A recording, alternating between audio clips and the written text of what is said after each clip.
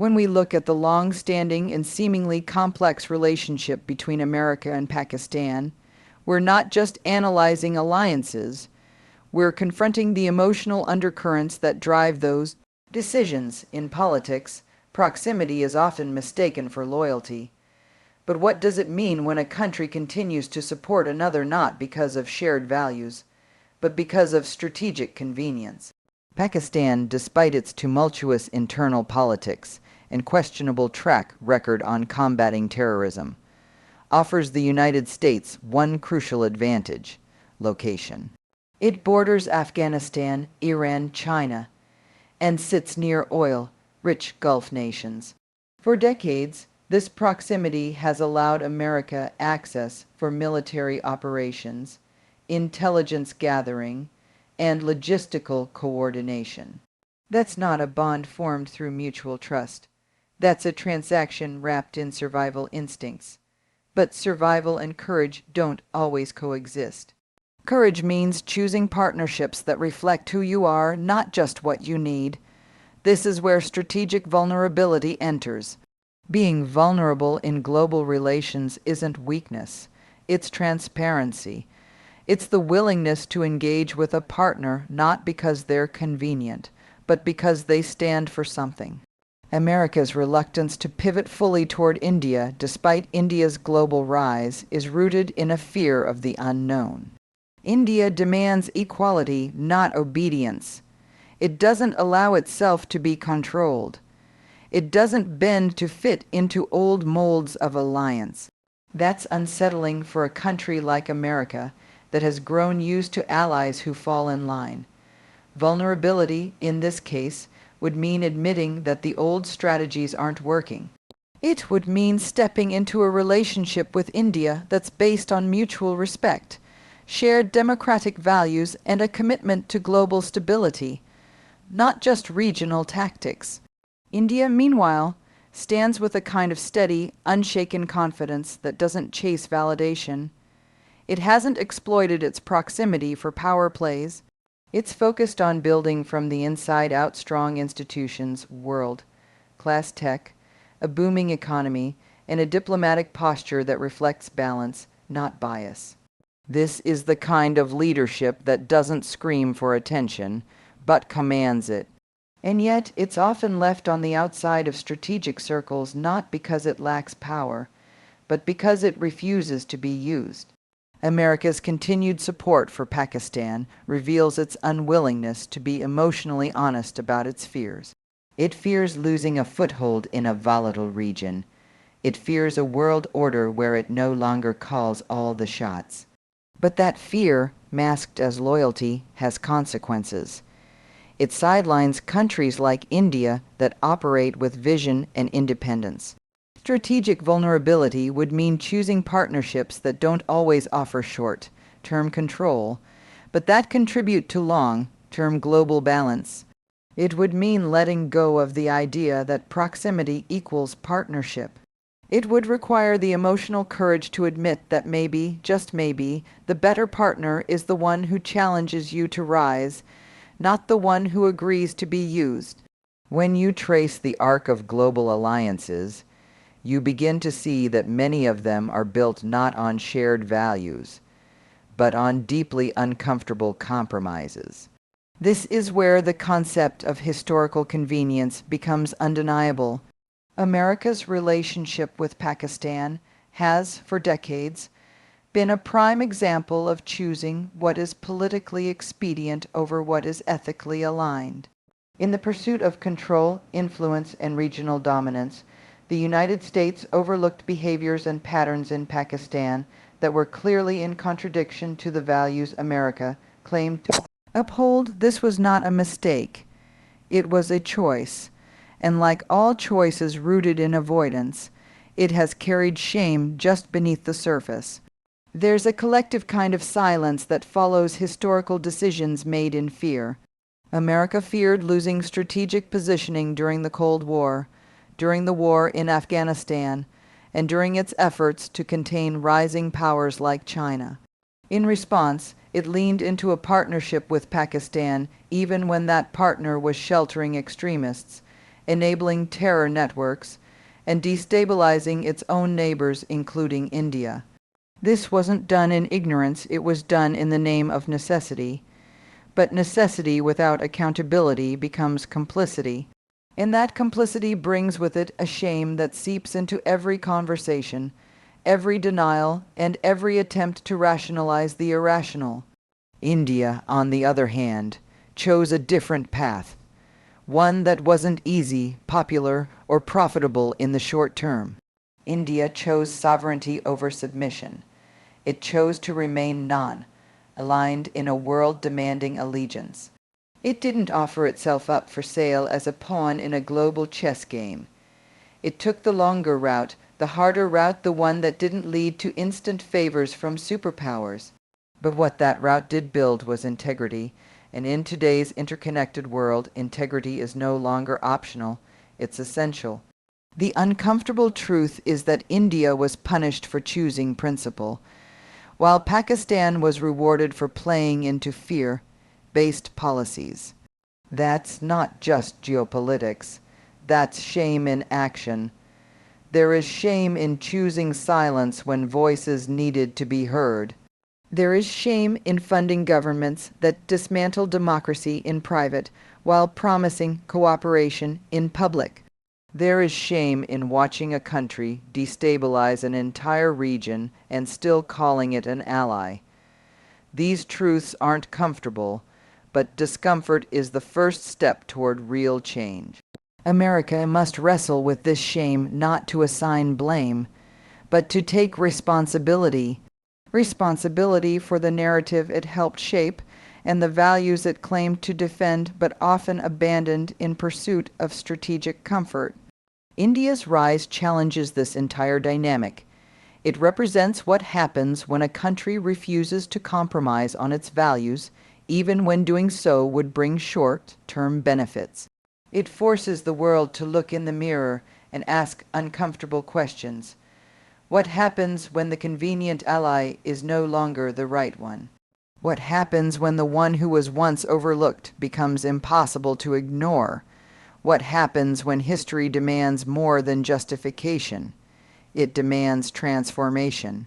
This is the reckoning that's unfolding, and it cannot be softened by outdated allegiances or diplomatic double-speak.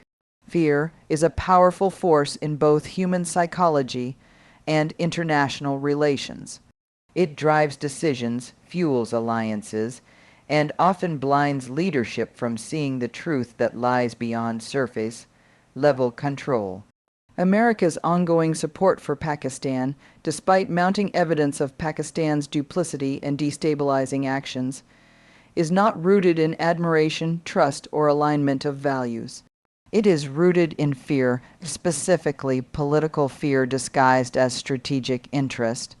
This fear is what compels a nation to put on emotional armor, to hide behind policies and protocols, and to ignore the glaring contradictions that such alliances create. When emotional armor is worn too long, it becomes a barrier to truth, a block to vulnerability, and a mask that hides insecurity beneath the illusion of power. America's fear has many layers. There is fear of losing influence in South Asia, fear of ceding space to China, fear of a multipolar world where it no longer controls every diplomatic outcome. Pakistan, with all its internal fractures and external manipulations, offers America a transactional comfort. A partner who plays along, bends when asked, and allows military access when needed. But this is not a partnership rooted in courage. It is a bond built on mutual insecurity. Pakistan fears losing American funding and validation, while America fears losing strategic access and military leverage. When two nations act out of fear, their relationship becomes reactive, not proactive. It becomes defined by secrecy and survival, not by growth and mutual empowerment. India's presence on the global stage disrupts this dynamic. Unlike Pakistan, India doesn't operate from a place of political fear. It has invested decades into building self-reliance, technological advancement, democratic resilience, and global leadership without begging for Western approval. That independence is unsettling to a system that expects obedience in exchange for recognition.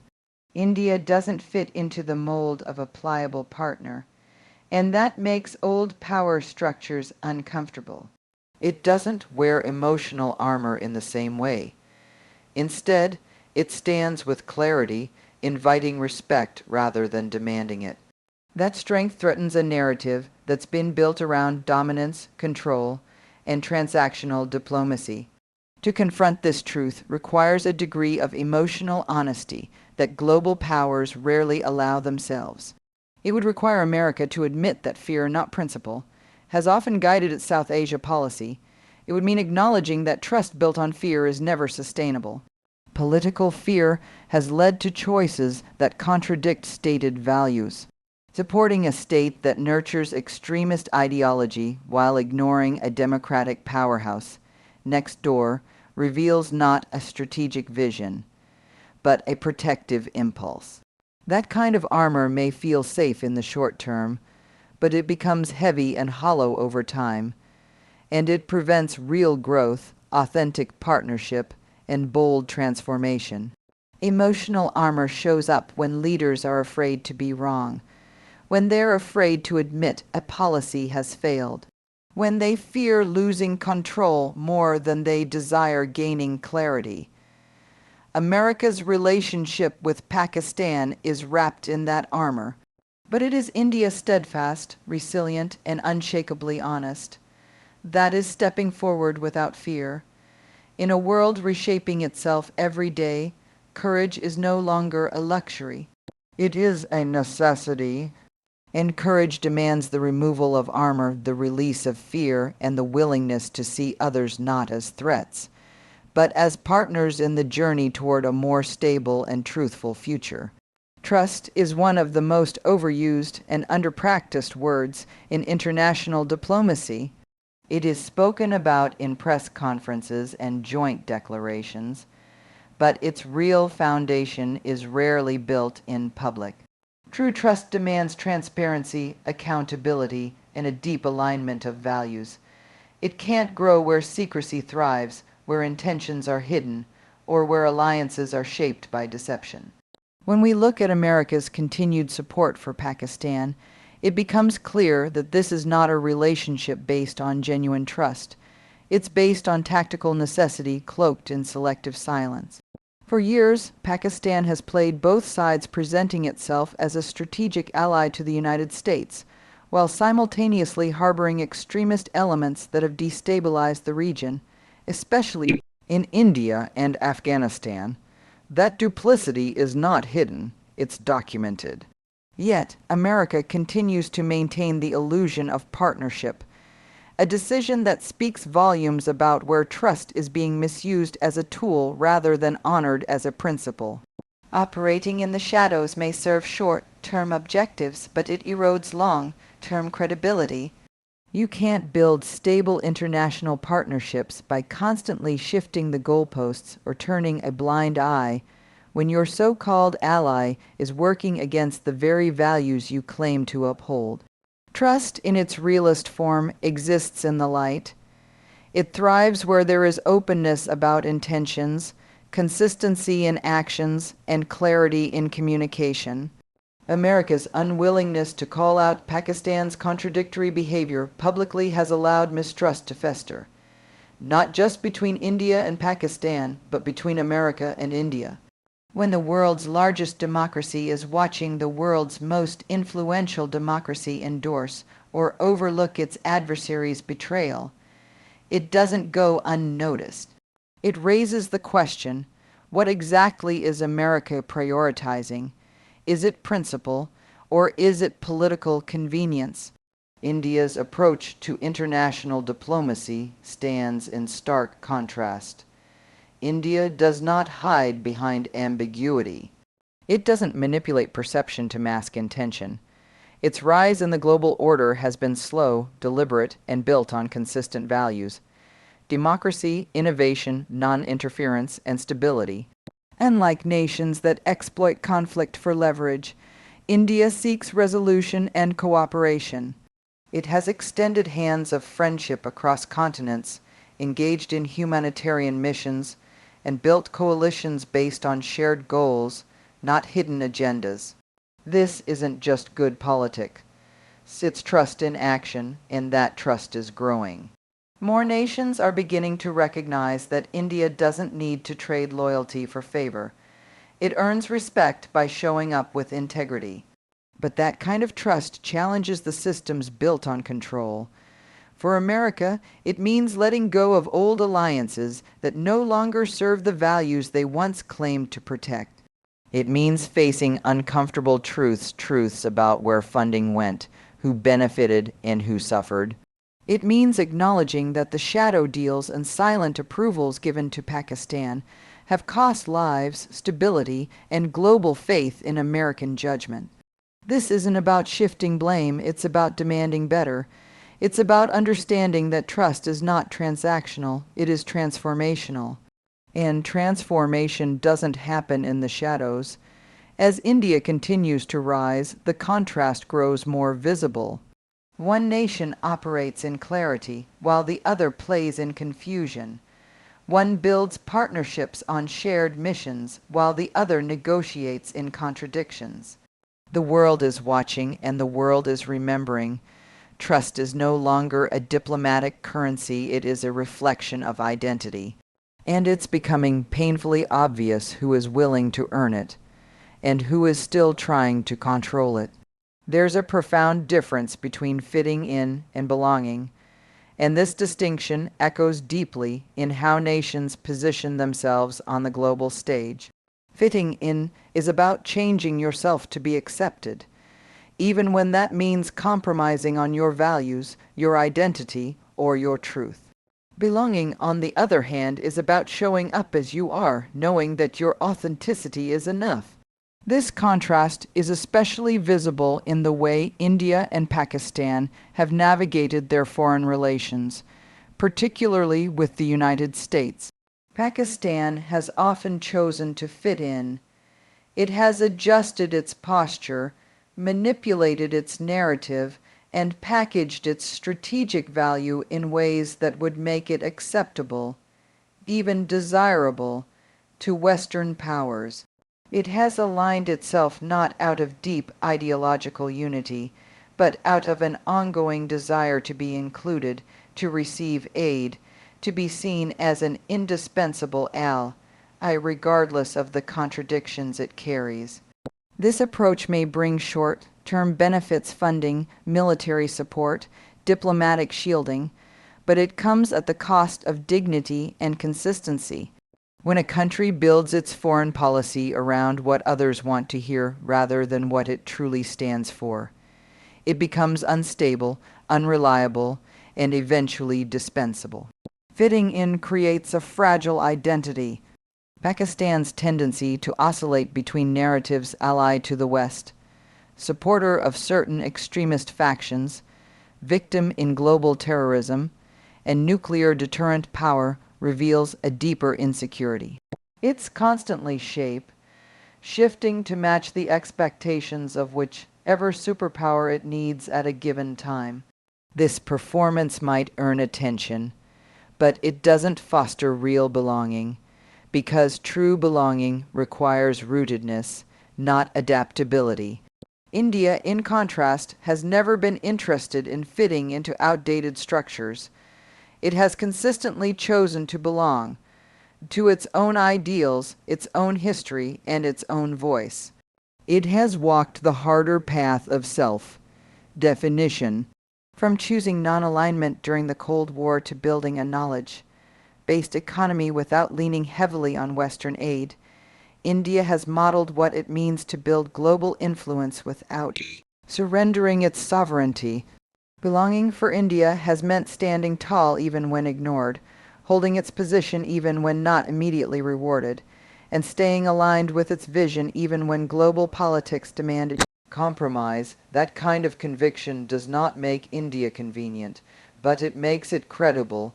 India's refusal to play into performative diplomacy, unsettles many nations that are used to transactional relationships. But that's the power of belonging. It doesn't seek approval, it radiates integrity. India isn't asking to be liked. It's not tailoring its policies to win applause. It's building a future based on trust, innovation, collaboration, and cultural strength. Its global partnerships are intentional, not opportunistic. Its leadership in forums like the G20, BRICS, and its strategic ties with Southeast Asia, Africa, and Europe show that the world is gradually shifting toward relationships that are not built on imitation but on mutual respect. When a country belongs, it no longer begs for a seat at the table, it builds its own. And slowly, others begin to notice.